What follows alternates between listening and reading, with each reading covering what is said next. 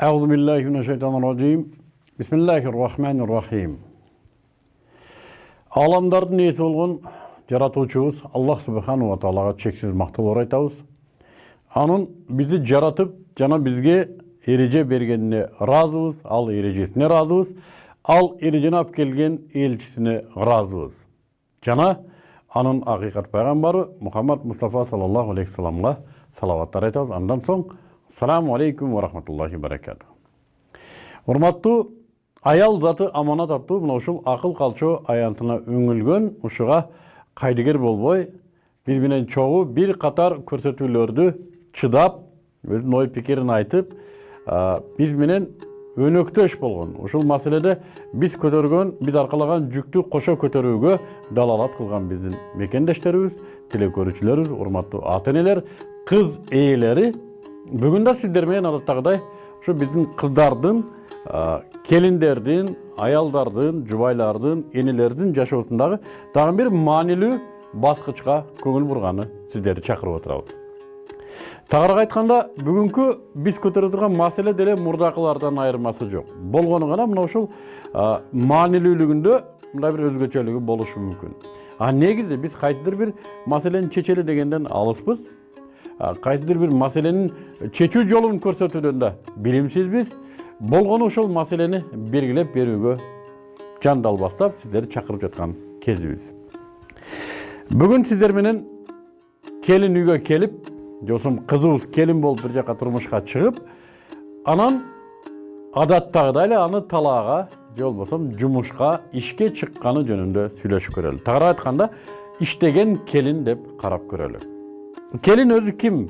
Биз мурдакы аянттарыбызда келинди ушул эгер бизге келин болуп келген болсо, бизден тукум улоочу, биздин үй орозгерибизди уучтап кетүүчү жана биздин мамилелерибизди өз нугунда кыйратпай, балким өркүндөтүп, андан ары улап кетүүчү зат дегенбиз. Коломтонун мындай айтканда уландысы келиндин колунда дегенбиз. Эми бүгүнкү карала турган маселеде ал келинибиз ишке чыгып кетти. İşteymin деп чыгып кетти. Мына ушунун себептери. Эмне үчүн келин өзүнүн негизги очогу, коломтосу, ага аманат кылынган үй бүлөсүн таштап, талаага ишке чыгып кетти. Буга бир канча себеп болсо керек. Биринчиден, кайын журт иште деп желкеге кетпенди коюп койду. Иштейсиң ушу талаада, биз да иштеп, мына ушинтип бала бакканбыз, тумшугубуз менен жер түзүп иштегенбиз, сен да иштейсиң деп талаага чыгарышы мүмкүн. Эгерде шаарда жашап аткан болсо, анда кайнене же болбосо кайната ал келиндин үстүндө бийлиги жок, өзү билет, өтөгүн төргө өзү илет, бала үйгө алып келди, тааныштырды, мына ушул биздин канышабыз, бүгүндөн баштап биз баардыгыбыз ушул канышанын атуулдарыбыз деп ата энесин ага жүгүндүрүп берди, жана шаарга кетти да мен иштейм деген бойдон чыгып кетти. Балким ушунда. Үчүнчү абал, балким күйөө бала үй бүлө багууда бир аз алсыздык кылса, ага көмөктөшөм деп иштегендир. Анан эми негизи кыздын төркүндөрү да кызды иштегенге аябай кызыктырышат. Биз сени окуттук эми, чокуттук, сага диплом алып бердик, 5 жыл контрактыңды төлөдүк, аны эмне? Үйдө отуруп алып газ плитага үйрөтөт белең деп кызды төркүндөрү да ишке чыгарып коюшу мүмкүн. Анын үстүнө бүгүнкү үйлөнгөндөргө ушундай бир кызыктай бир шарттар коюлат экен. Биздин кызыбыз иштесин. Биздин кызыбыз иштесин деген шарттар коюлат экен. Бул кандай? Мен мисалы үчүн акыркы кездерде буга чейин маани бербептирмин.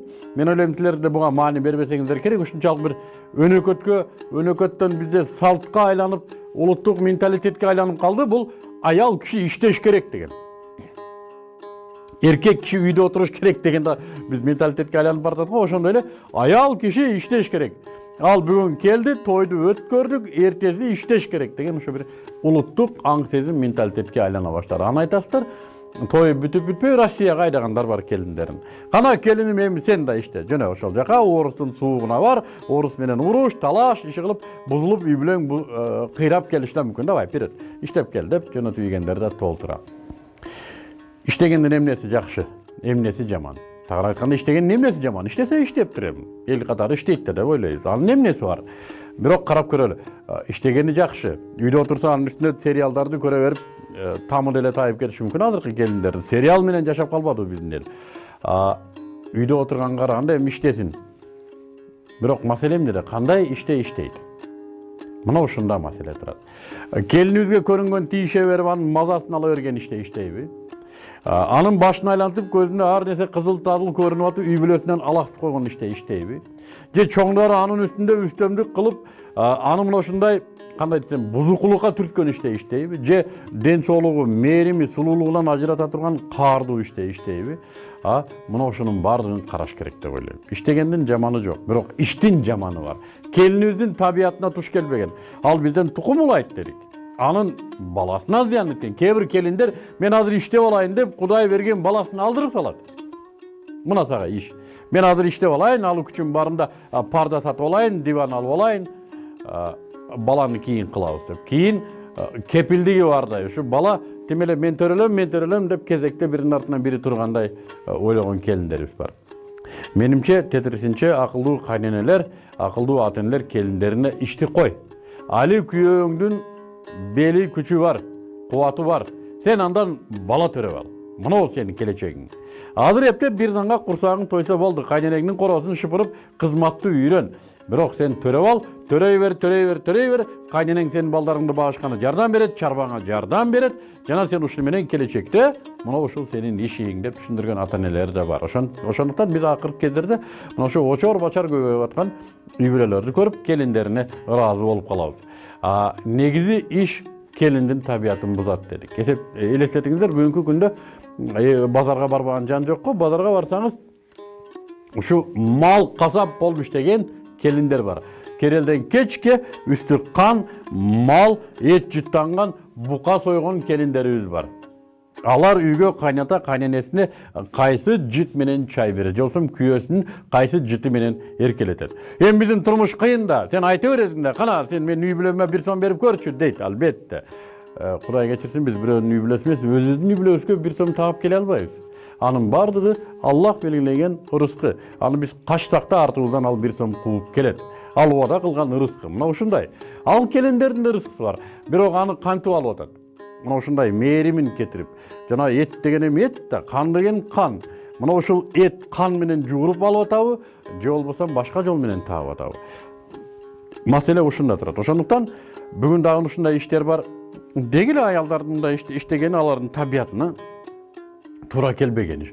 Деги эле аялдын табиятына туура келген иштерди да бүгүн ушундай бир аялдардын ден соолугуна зыян, ушундай бир стрессте кармаган ишке айланып калганы бар. Мугалимдер. Өзү негизи мугалимчилик менимче ойлойм ушу аял кишиге жарашкан кесип болсо керек эле. Бирок тилекке каршы бүгүнкү мугалимдерден айланса болот. Алардын абалы өтө оор.